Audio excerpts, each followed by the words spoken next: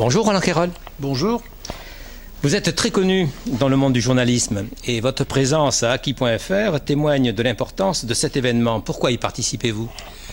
J'y participe d'abord parce que je suis le président des amis d'Aki.fr. Et donc c'est un petit peu en tant que puissance invitante que je suis là.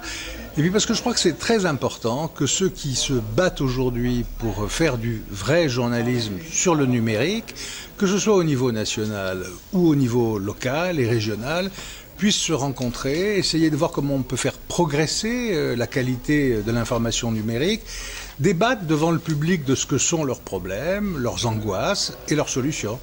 Et qu'est-ce que c'est pour vous le vrai journalisme ? Le vrai journalisme, c'est celui qui renoue avec les sources de la profession, qui sont parfois un petit peu oubliées dans le temps tourbillonnant dans lequel nous vivons. Le journalisme, c'est la vérification des sources. On doit être sûr que l'information qu'on donne est fiable pour le lecteur, qu'elle a été vérifiée. Et on vit dans un temps où le temps de la vérification des sources est parfois un peu oublié. Je cite souvent l'un des journalistes connus parisiens qui me disait, écoute, on sort l'info, puis si par hasard elle est fausse, comme on est en temps réel, on la corrigera. Je crois que ça, c'est un danger qui nous menace en permanence. On a besoin d'un journalisme qui soit un journalisme qui sache trier le vrai du faux, qui sache vérifier ses sources, les confronter, aller en permanence à la recherche de ce qui est la vérité des faits et qui puisse la présenter avec une hiérarchie de l'importance des faits. On est submergé par les faits et les informations. On a besoin que des professionnels qui ne soient pas mus par une idéologie quelconque essayent de faire le tri de l'information et de sa hiérarchie pour nous, les lecteurs ou les téléspectateurs. Alors c'est pour cela que vous dites que le journalisme est un élément fondamental de la vie citoyenne ? Je le crois. Je crois. Nous vivons dans une société où on a une information permanente. Internet, les chaînes d'information continue, fait que nous sommes abreuvés en permanence d'informations nouvelles, une information chasse l'autre, on ne sait pas comment l'une est suivie, que déjà une autre est là et qui l'a fait oublier. Nous sommes nous-mêmes dans une société devenue très atomisée, nous sommes des consommateurs de tout à toute vitesse sans faire le lien entre les choses, nous sommes devenus très individualistes aussi, très autonomes dans nos choix de citoyens, nous votons pas forcément comme nos pères ou nos mères, comme notre classe sociale, voilà. Les choses se sont individualisées, atomisées, fractionnées, on a besoin de références. Et la première référence dont nous avons besoin pour faire nos choix de citoyens, nos choix politiques, nos choix de vote, c'est d'une information de base, un socle dont nous puissions être sûrs. C'est le journalisme qui est chargé de faire ça dans une démocratie. C'est le journalisme qui a la fonction de fournir aux citoyens l'information de base sur laquelle il peut faire ses choix. C'est donc absolument fondamental d'avoir un journalisme de qualité. Mais alors aujourd'hui justement, quelles sont les difficultés pour un journalisme de qualité ? C'est très compliqué. D'abord les moyens. Les entreprises de presse, même les grands médias, sont devenus extrêmement faibles financièrement. Ils sont de plus en plus dominés par des groupes qui font attention à leur rentabilité. On coupe dans les budgets des rédactions. On accepte de plus en plus des voyages de presse qui sont organisés par des entreprises ou des groupes qui ont intérêt à montrer certaines choses et pas d'autres. Voilà, on a d'abord la pression économique qui est considérable. Pression aussi sur le nombre des journalistes possibles. C'est vrai dans les grands médias, c'est vrai chez les, comme on dit, pure players de l'Internet, qui sont souvent des entreprises extrêmement faibles, 1, 2, 3, maximum 5 ou 10 personnes. C'est très difficile de pouvoir assurer de l'information dans ces conditions-là. Et puis il y a toutes les pressions permanentes qui s'exercent, des lobbies, des groupes de pression. Arriver à conserver contre vents et marées une indépendance et une préservation de la qualité de l'information dans cet environnement, c'est devenu souvent un tour de force.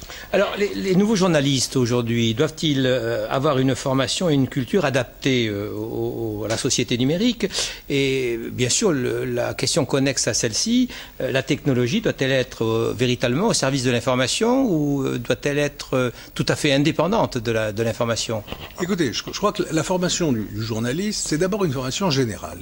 Il faut pouvoir d'abord comprendre la société dans laquelle on est, son histoire, ses tendances politiques, ses structures économiques. Il ne faut pas oublier qu'un journaliste, c'est quelqu'un qui doit informer le citoyen, il doit comprendre lui-même dans quelle grille d'analyse se place un événement, une information, un fait.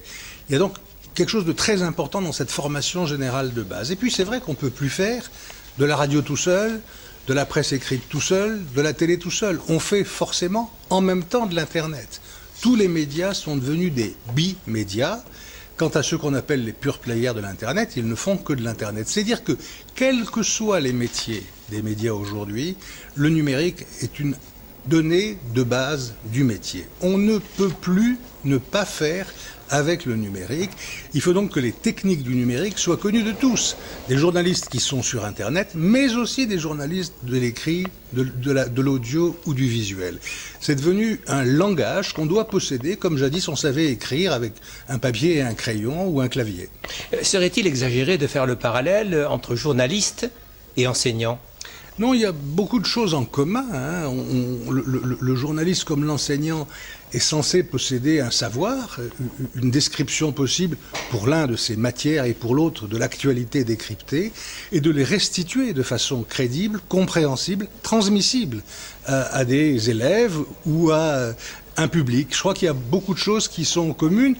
Des dérives aussi qui sont communes. On peut, dans tous les cas, trouver des gens qui cèdent trop au showbiz ou à la marchandisation, mais la fonction noble du métier se ressemble à bien des égards.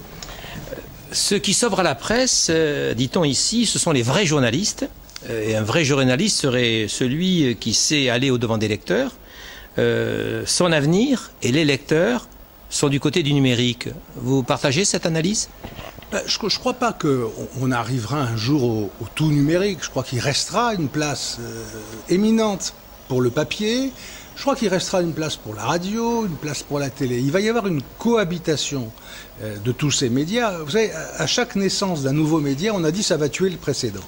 Ça n'a jamais été le cas, mais ça les a repositionnés les uns et les autres. Et il faut bien voir que désormais, nous sommes tous de plus en plus consommateurs d'Internet. Les Français ont été longtemps en retard, par exemple sur les pays du nord de l'Europe. On les a pratiquement rattrapés depuis la diffusion du débit rapide ou de l'ultra haut débit.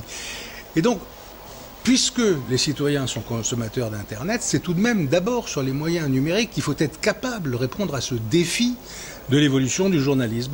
On a trop souvent encore des médias Internet qui se contentent de ressucer les dépêches d'agence avec de jeunes journalistes mal payés qui, dans des soupentes, refabriquent très vite des dépêches d'agence devenues des dépêches numériques. Non, il faut qu'on ait un vrai journalisme d'analyse, de commentaires, d'information qui prenne en main l'ensemble des techniques du numérique, mais qui, connaissant les attentes des lecteurs, essaye d'y répondre de façon pluraliste et démocratique. Et opposer le papier au numérique, c'est d'actualité ? Non, je crois que ce serait une folie. Le papier, en importance, va baisser, évidemment. Comme le livre a baissé, les journaux vont avoir une diffusion en baisse. Mais l'un doit renforcer l'autre en permanence. Ce qui va sauver la presse écrite, c'est les sites numériques appartenant aux journaux. Il y a donc une nécessité absolue pour tous les journalistes d'avoir une spécialisation numérique en même temps qu'une spécialisation de presse écrite. On ne peut pas croire que l'un va tuer l'autre, mais l'un ne peut pas vivre sans l'autre. Merci beaucoup, Roland Quérol. Merci à vous.